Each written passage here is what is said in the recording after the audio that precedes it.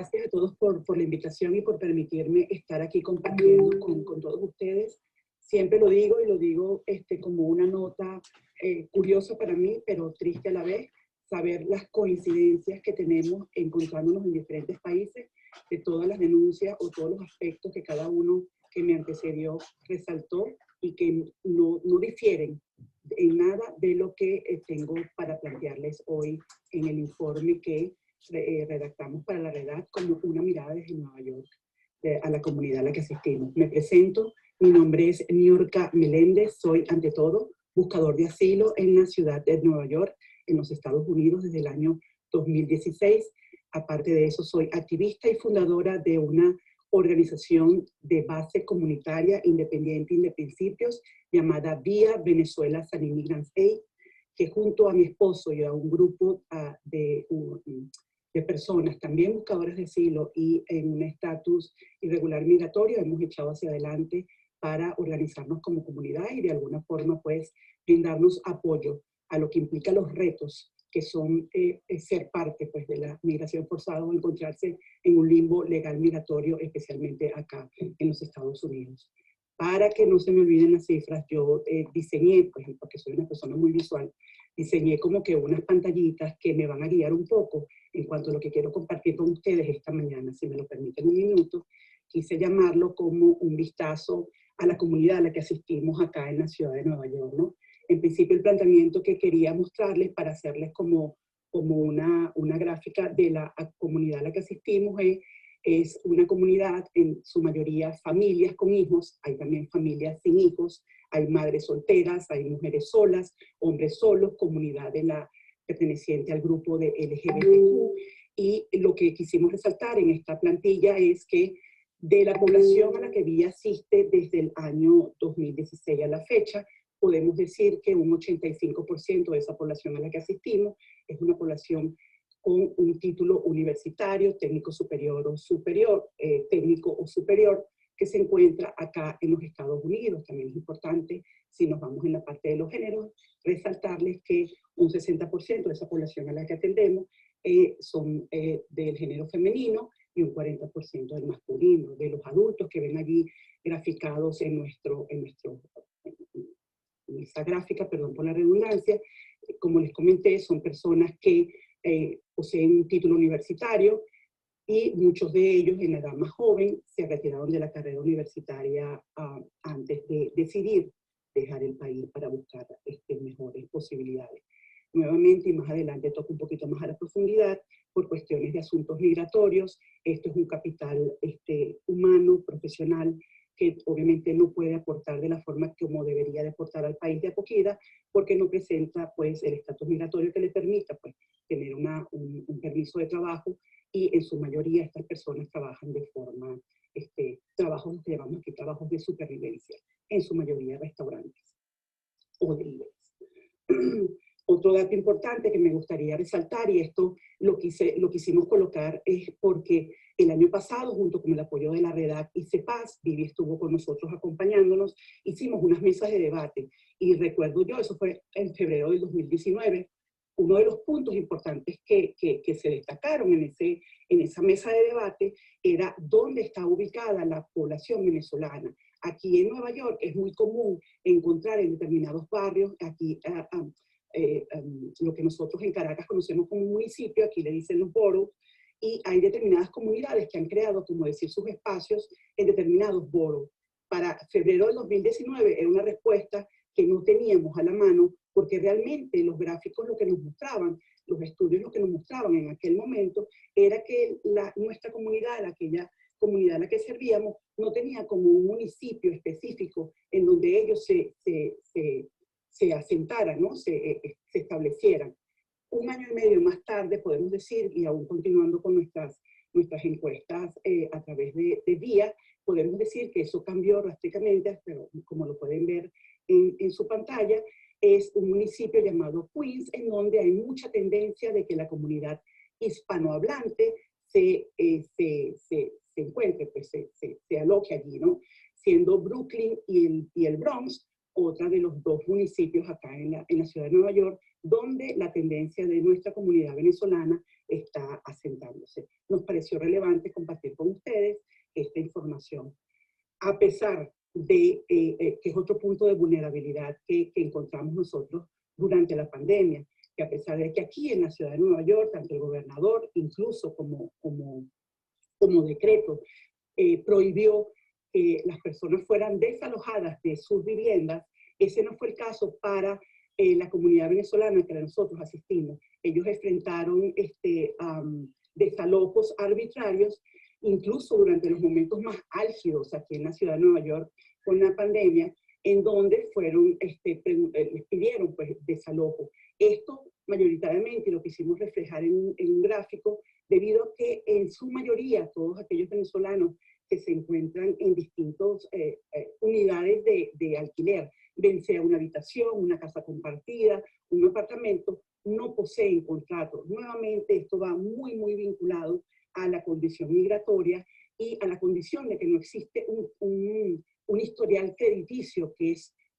prácticamente obligatorio en esta ciudad para aquellas personas que deseen tener un contrato de arrendamiento, como lo conocemos, por ejemplo, en Venezuela, pues un contrato formal y notariado de arrendamiento. Tienes que tener una vida de crédito, un crédito construido, pues, que obviamente no puede existir cuando ni siquiera tienes un estatus regular migratorio.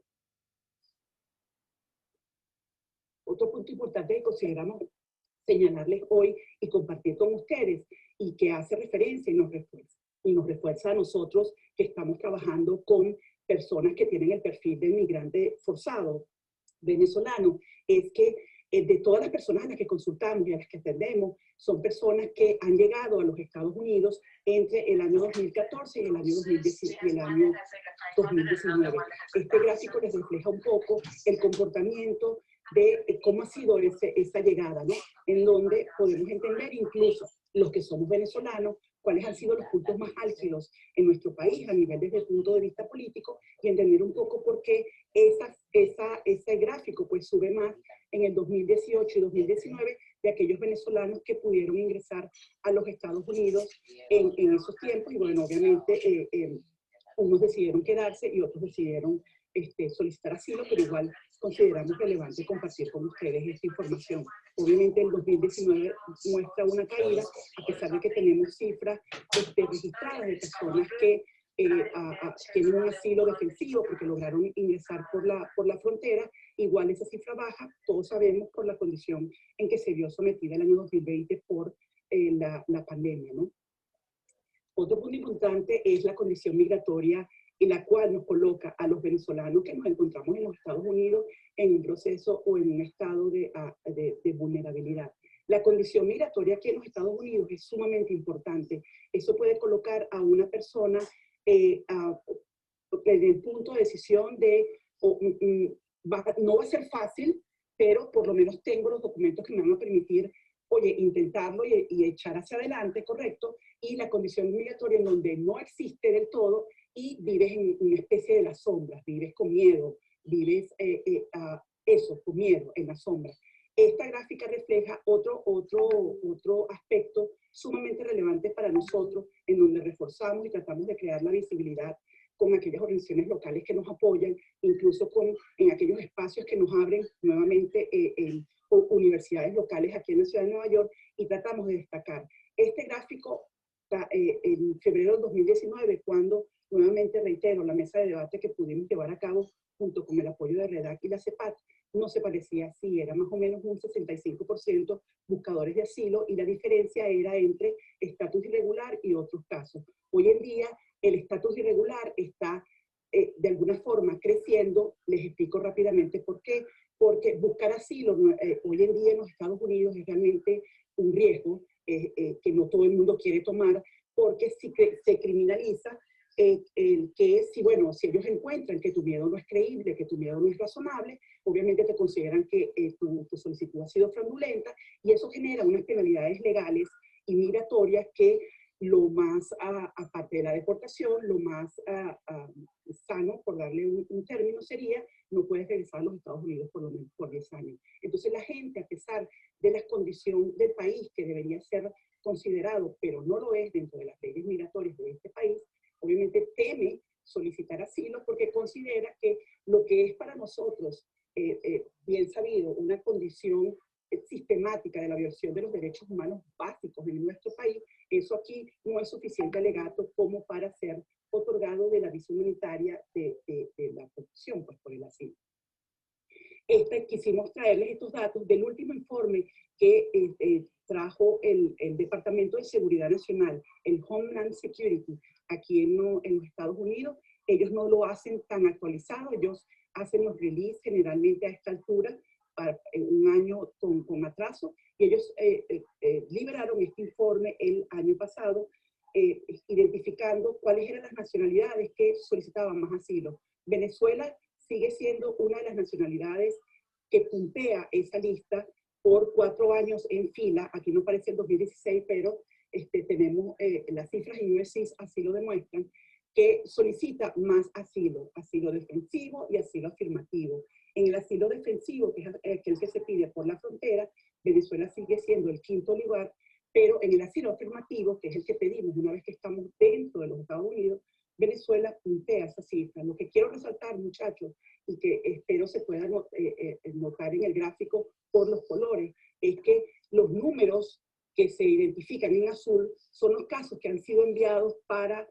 solicitar, ya dicho sea de paso, el asilo, pero los números representados en anaranjado representan lo que ha sido aprobado, lo que nos pone nosotros en un 26% como nacionalidad en primer lugar solicitando asilo, pero en un 14% en la aprobación, es decir, de cada 100 venezolanos en los Estados Unidos que solicitan asilo, solo 14 son otorgados de esto.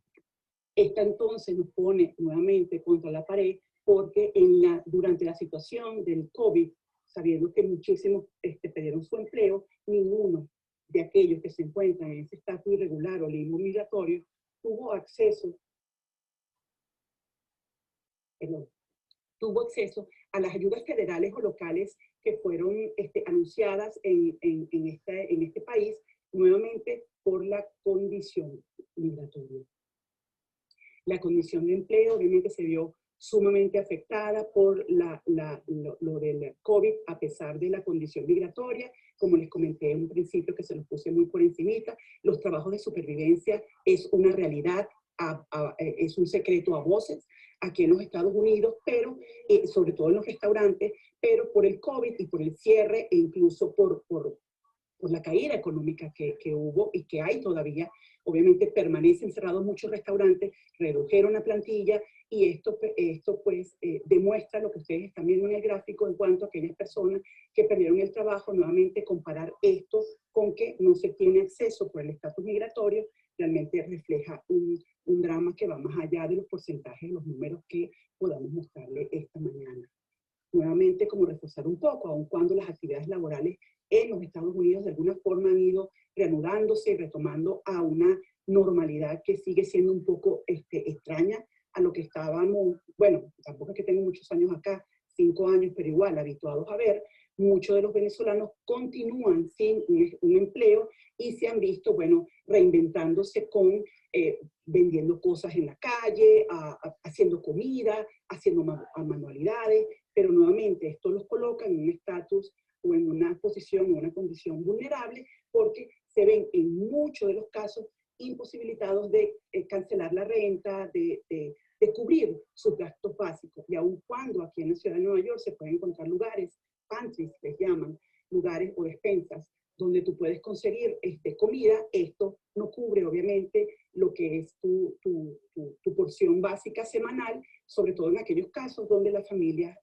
poseen chamos, pues niños. Otro punto que no queremos dejar de largo antes de cerrar mi presentación visual es las campañas que venimos haciendo desde Vía para visibilizar todo esto que de alguna manera les quisimos mostrar con los gráficos, que es la protección, pedir por una protección internacional,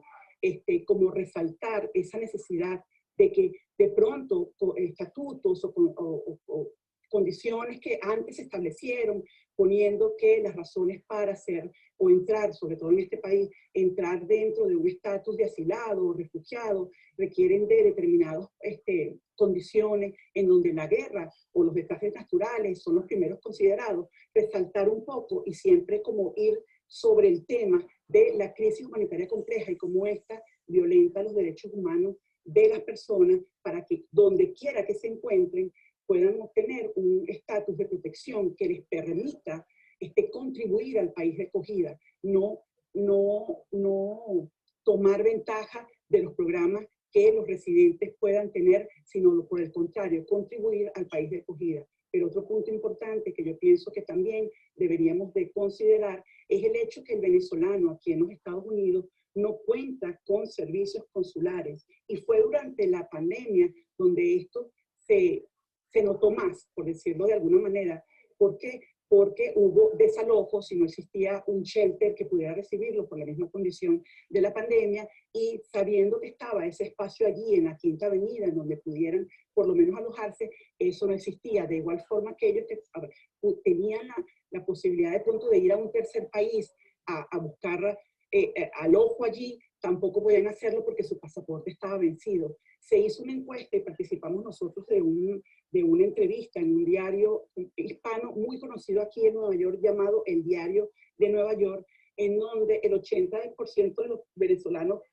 notificaron que aun cuando existe un convenio, un convenio, sí, donde se dice que el pasaporte venezolano en los Estados Unidos es aceptado hasta 5 años de su vencimiento, de igual forma las instituciones son completamente autónomas aquí en los Estados Unidos, y se vieron muchísimos casos, como ustedes pueden verlo reflejado allí en la pantalla, testimonios reales de personas reales que decían, mira, yo iba igual a sacarme mi licencia, yo iba igual o quería casarme y no tenía mi pasaporte vencido, les mostraba el decreto, incluso el anuncio que hizo el Departamento de Estado, y no era aceptado. Ese es otro punto muy relevante acá para los venezolanos que nos encontramos en los Estados Unidos, porque sin duda nos coloca aún más en un estado de orfandad. No sin dejar de un lado lo que es la parte de las personas que se encuentran en detención, y por supuesto es un drama muy bien conocido aquí en los Estados Unidos. Yo pienso que también en Venezuela, de los venezolanos que están pasando junto con los centroamericanos por la frontera del sur de los Estados Unidos, están siendo detenidos, y por no existir relaciones diplomáticas entre los países, estos se encuentran en detención hasta incluso por más de un año, sin posibilidades de abrir un canal humanitario, porque no existe nuevamente relaciones diplomáticas con nuestro país y no existe ninguna representación, más allá de lo que podamos escuchar de discurso político, que diga que Venezuela cuenta con eso, pues, con alguien con que se pueda hablar para de pronto abrir un canal humanitario y enviar a un tercer país a estas personas que están en detención, porque saben que de pronto si son enviados de vuelta a Venezuela, eso podría poner en riesgo su vida. Nuevamente son muchos aspectos y tengo que resumir todo en menos de 5 minutos, o en un poquito más de 5 minutos me va a costar, porque son muchos los puntos que hay que siempre resaltar, pero lo más importante es saber que, y puedo darles testimonio de eso, es que aquí en la ciudad de Nueva York sí nos estamos organizando los venezolanos, como les digo, muchos de ellos en condición irregular, muchos de ellos como yo en un limbo legal migratorio esperando por una sentencia que no ha salido por más de 4 años, pero estamos igualmente haciendo nuestra parte desde los espacios que nos corresponden y generando esa visibilidad con nuestros propios testimonios, siendo nosotros los testimonios ambulantes de nuestra propia condición y nuestras propias vivencias, para obviamente resaltar aquello que nos afecta, ¿no? Incluso con las organizaciones locales, donde, bueno, el punto focal es dejarles saber la diferencia entre un buscador de asilo y un refugiado, o una persona indocumentada y un migrante forzado, porque aquí todo es como que muy sistemático, ¿no? Y están acostumbrados a determinados grupos, y llega de pronto, bueno, la migración forzada venezolana y nada. Nuestra labor está como generar esa conciencia. Y bueno, abierta a preguntas o a cualquier comentario que tengan, porque creo que ya me pasé el tiempo y no quisiera abusar. Muchísimas gracias por el espacio, de verdad, muchachos. Muchísimas gracias a ti, Niurka, por supuesto siempre aliado de todas y todos nosotros por acá. Y muy importante, lo que decía Niurka, organizarse. No es solamente pararnos y decirnos que están violando los derechos, sino también prepararnos, documentar, decirle a la gente que está en nuestros países que todavía son sujetos de derecho y que hay necesidades y posibilidades cómo defenderse. Eso es muy importante.